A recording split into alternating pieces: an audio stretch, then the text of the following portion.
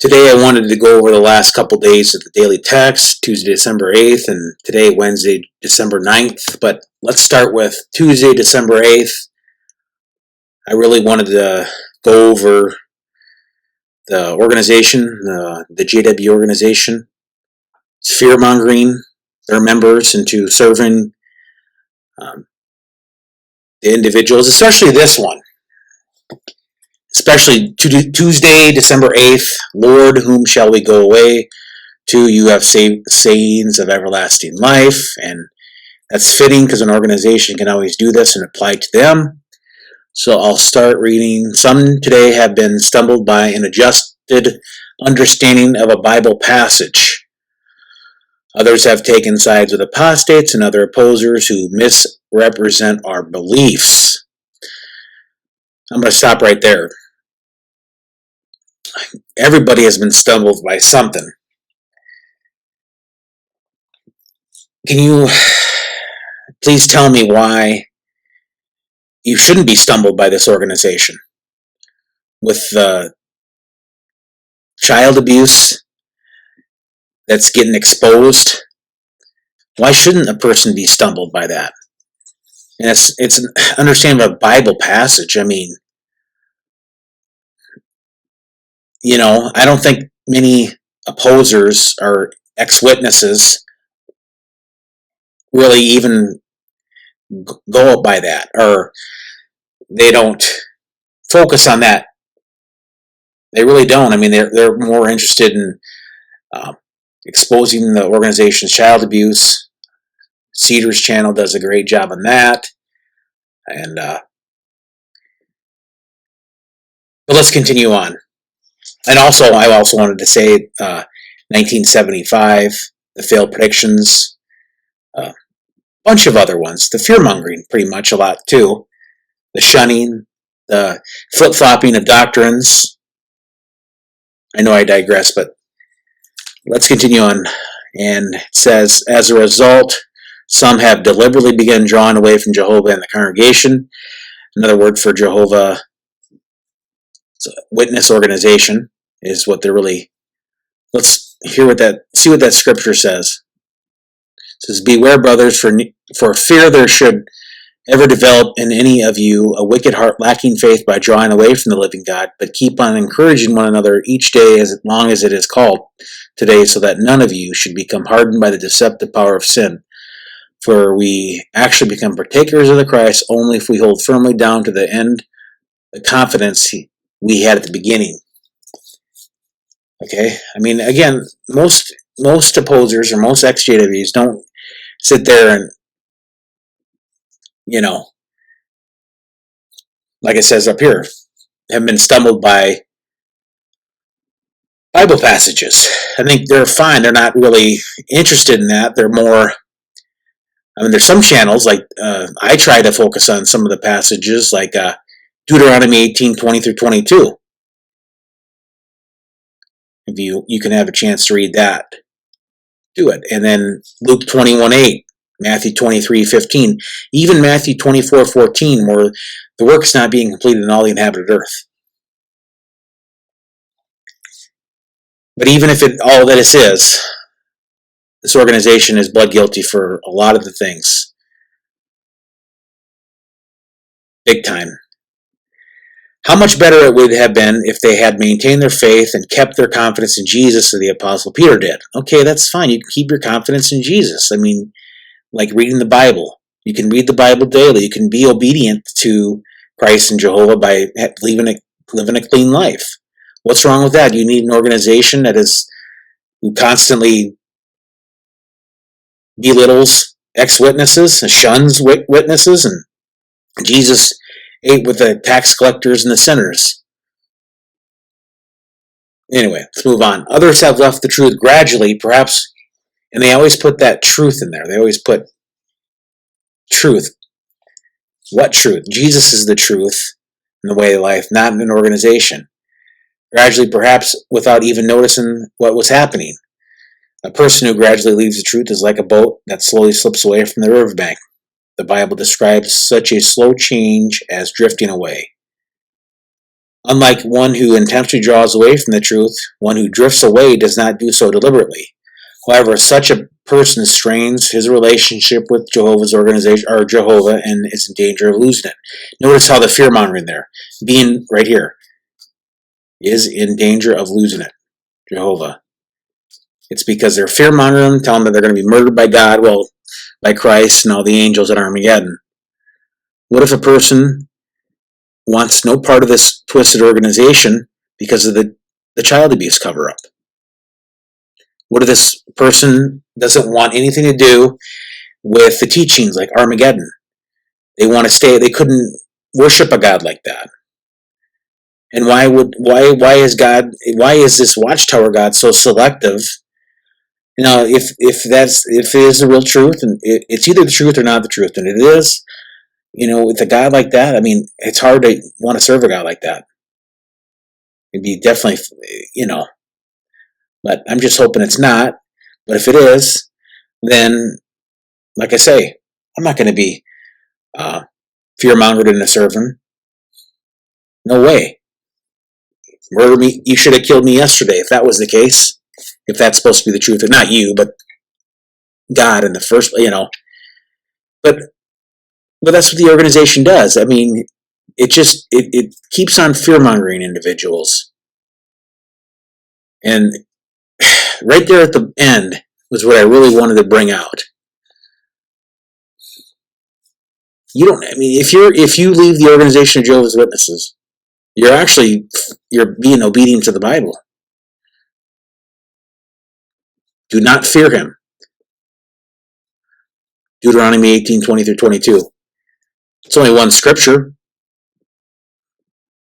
But so is Armageddon. Armageddon is only one scripture.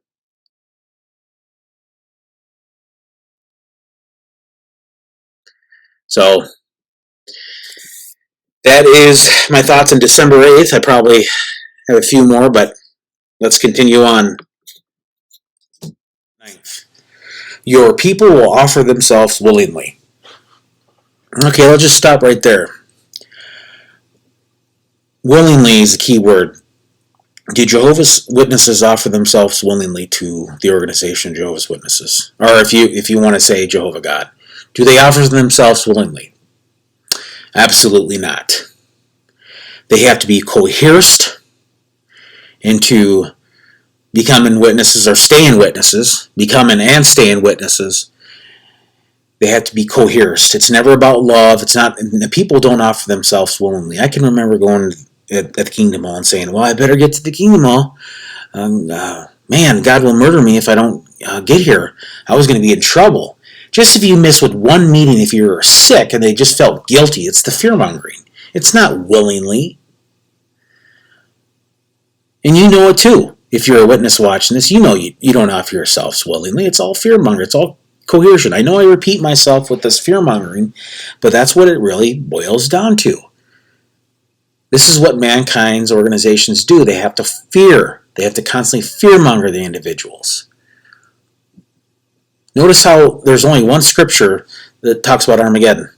It's in Revelation 16:16, I believe, yes. One scripture that it drives fear into the hearts of everybody that's a witness. That's not love for God, and you know it. Continuing on, do you desire to receive further training so as to be better equipped to carry out your sacred service? If so, before I go any further, speaking of sacred service in their eyes is, part of that is going door to door. If like I said, I know I've touched on Matthew 24:14 before, but I want to touch on it again. If Matthew 24:14 is being completed on all the inhabited earth, it should be done by every single nation. Should be having a witness. If Jehovah is a God of love, if Jehovah is part of the organization of Jehovah's Witnesses, it's either the truth or not the truth. If he's behind that organization, don't you think him being a God of love and justice, every single nation, I'm talking about the ones that are banned like Russia, I'm talking about throughout the whole entire history, how long has China had a witness? How long have Jehovah's Witnesses been in China? None. They've been in Russia before, where it's currently banned.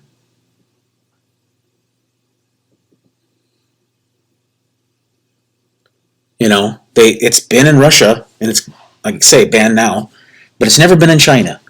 And then in India, you got 1.3 billion people, and it's going to be the largest nation. It's going to surpass China in like 5 years, the population. Like it's just ridiculous amounts. It's like not even 50, like 46,000, the latest numbers, of 46,000 witnesses in India. And 1.4 million people. And Mark Numer, if you want to go back and do your research, he even said like 1 in 1,000, or there's still 1 in 6,000. Or I could be wrong on that. 1 in 6. There's still like, oh no, I'm sorry. I apologize. 95%, something like 90 to 95% of India has not even been reached yet. No, China, Vietnam, Pakistan, Afghanistan, Indonesia, Thailand. I mean, you're talking about the 2 largest countries in the world, India and China, that have 0 to no witnesses. And that's sacred service. If it's so sacred, if Jehovah's a God who desires no one to be destroyed, if he's supposed to be so patient, and he desires no one to be destroyed, why is there no witnesses in China? Why is there no witnesses in India? If I could ask Jehovah this one thing, I'm sorry, there's my mentally in attitude. I still, again, anyway, let's move on. I apologize. If Jehovah really desires no one to be destroyed, if he's part of this organization, which I'm hoping he's not, then why does he have no witnesses in China? No one can give me an answer. It's always cognitive dissonance. It's always, well, you see, and they don't give me a straight answer. No one can, because it's not the truth. Oh, there might be a God behind this organization, like every other religion out there, if you know what I mean. Anyway, continuing on. I apologize for digressing and rambling and not being articulate all the time. I apologize. But continuing on. If so, you may qualify to attend the school for kingdom evangelizers. Okay. This school gives training to spiritually minded men and women who are in full-time service, so that they can expand theocratic interest in the field, except you know where. And those who apply to attend this school need to be willing to accept any assignment when they graduate. Well, of course, God will kill them if they have that attitude that God will murder them if they don't accept it willingly. Willing to accept, not coerce to accept. Yeah, they should put that in there, but they won't, of course. Would you be coerced to take advantage of this opportunity to reach out for the greater privileges of service? Well, of course they would. Willingly, no. As Jehovah's people, they are moved to be generous, which is of goodness, kindness, and love, and to care about others each day. When we do that, we gain joy, peace, and happiness. Whatever your circumstances in life, you can find joy by imitating Jehovah's generous personality and by being one of his precious fellow workers. Manifestation. I apologize for getting that word wrong. Anyway. Like I say, I touched on the things that, like I say, it's all coercion. It's never about willingly giving yourselves to God. It isn't. It really isn't.